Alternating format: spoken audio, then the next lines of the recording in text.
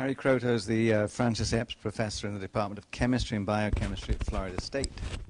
He was awarded the Nobel Prize in Chemistry in 1996 for the discovery of C60, but Mr. Fullerene. Started the Vega Science Trust in 1995 and most recently started the Global Education Outreach in Science, Engineering and Technology so that he could call it GeoSet, obviously. Thanks a lot, and thanks for the invitation back to the West Coast.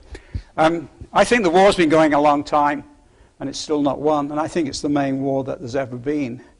And as I say, it goes back even before then. So welcome to the USA, the unenlightened states of America. There's a book, Common Sense. I haven't read it, but I don't think we need common sense anymore to survive. And one example is I think science has been so effective that it's hoist on its own petard. I think just one example from my particular childhood to give you an idea of how things have changed. This is my Focalander camera.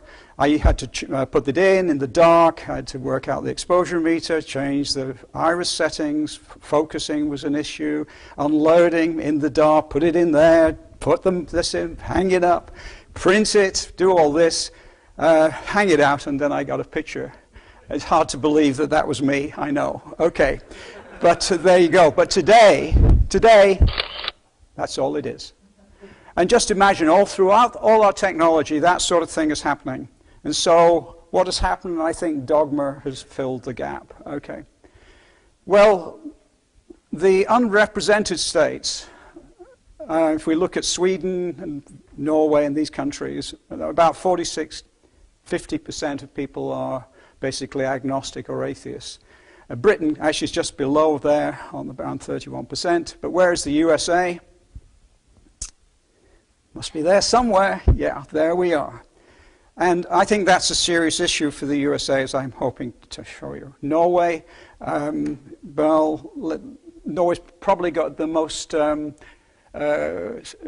atheistic country, but also has the lowest crime, and so there are issues there as far as morals are concerned. As far as politics are concerned, are we represented? No. This is a rundown. I don't know quite what the International Church of the Foursquare Gospel is, but anyway, they have one person on. I'm sure we're bigger than that outfit, but nevertheless, unrepresented. The judiciary, well, you all know, it's really heavily weighted towards religion at the present time. What about TV? Well, there's so many God channels, I have no idea, but 1,600 television and radio stations. Those are the issues that we face. Fox TV, there's a wonderful article in Mother Jones many years ago with a wonderful statement, as you see, about Murdoch. He didn't pay a penny of tax in the UK. He's a brilliant, astute financier, but he's very happy with his newspapers to actually slate people who are on the dole in the United Kingdom. Anyway, in response to the fact that many scientists do not believe in God, I understand 92% in the US National Academy, this is incredible statement. Isn't it strange that such intelligent people have a problem with faith? This is the person who apparently made that comment. Star Trek is an interesting one. Gene Roddenberry was really a humanist and atheist, very strongly so. And this came through his programs whilst he was alive. The rational spirituality was a very important aspect. And he was sort of an evangelist for humanism. It's changed since he's dead. The next generation starts to bring in mystical and religious issues and is treating it in a very, very different way from the way it was treated before. The mega churches, well, here we have Austin's Lakewood Church, 72 million a year. Bought the Compact Center, 5 floors, 2 waterfalls. This is the congregation. There's a Kids Life Center, a facility for 25 million, designed by former Disney staffers. 76 million a year, 1,600 off from every member of the congregation, and they're asked to give 10% of their gross income. The church's greatest expense is TV. Airtime buys 22 million last year, broadcast and shows to more than 100 markets. How many science channels, we ask? What about banks? Bank of America, they loaned at least 25 million to Austin to build that mega church. It's a great deal for the bank, tax-exempt initiative. No tangible product offered, so there's no risk.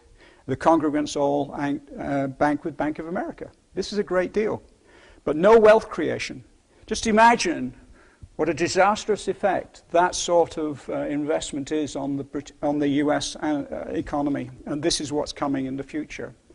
I think everywhere you look, there's a problem. Social infrastructure, Obama's concession to faith-based programs, his willingness to extend unconstitutional faith-based diversion of tax dollars to religious institutions begun by Bush. It's basically religious pandering.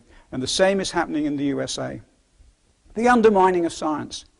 Well, let's look at this man, Heller. Okay, Heller in the Times online said that professor wins the prize for a maths link to God. His theories do not so much offer proof of the existence of God as introduce doubt about the material existence of the world around us. Well, here he is getting his money from the Duke of Edinburgh, and he's wondering whether the money is actually in there, I presume. But why it's dangerous is that you see on the website, professor wins a prize for maths linked to God. A Polish priest and mathematician has won the world's richest academic prize for work that shows how maths can offer circumstantial evidence of God. How pathetic. How stingy. I mean, he obviously has got a cell phone to God. Surely he deserves 1.6 billion if he's got his cell phone number. That's a big issue, okay? 1.6 million is trivial if he actually had a mathematical link to God. The Templeton Prize, who's actually making a decision on this? Well, about the big questions, okay? The laws of nature, I think that's what the Nobel Foundation was trying to do in the universe. And questions of nature, love, gratitude, and forgiveness and creativity, that's obviously not necessarily cool. Heller focuses on non-commutative geometry and groupoid theory of mathematics. I know what group theory, but it's probably been grouping and hemorrhoids. I don't know what groupoid theory is. Which attempts to remove the problem of an initial cosmological singularity at the origin of the universe. Well, let's look at who is the judges. Social science and the humanities. His beatitude, patriarch of the Romanian Orthodox Church. Sarah Oakley, professor of divinity. The human genome, Francis Collins, may be a scientist. Professor of philosophy, professor of psychiatry, author, theologian of Templeton Prize winner. Swaminathan, National Commission of Farmers. Are any of these possibly able to judge groupoid theory, mathematics, and these things? Well, maybe Walter Thirring, theoretical physicist. Maybe. Walter Thirring, what do we find? Explores the theological and philosophical implications of 20th century discoveries in physics. Okay, essential reading, apparently. Traces God in the laws of nature. Templeton Foundation Press. Francis Collins, the grim writer. Here we are, The Language of Gods. Well, I think Sam Harris has written and read this book and can tell you a little bit more of what is in that book. Education. Beverly Slough. Some of you may know that I was heavily involved for the National Academy of Sciences in the problem of Florida teaching. Beverly Slough says the standards should be flexible enough for students to seek all points of view and draw their own conclusions. The Academic Freedom Bill, promoted by the Discovery Institute. What she says is anybody with half a brain can see that natural selection takes place. But to make the great leaps from fish to man, the fossil record doesn't support that. Well, maybe it needs a whole brain. You never know. In fact, a science teacher in Florida came out to me when I said this and said, I have you know that I use the whole brain that God gave me. I said, okay, how old is the Grand Canyon? 5,000 years old. Science teacher in Florida. Issues all the way. Florida senators. This fellow, Senator Wise, went to see Expelled over the weekend. How many of you know of the film Expelled? A few of you do. It was a compelling documentary and addresses the crux of what the bill is about.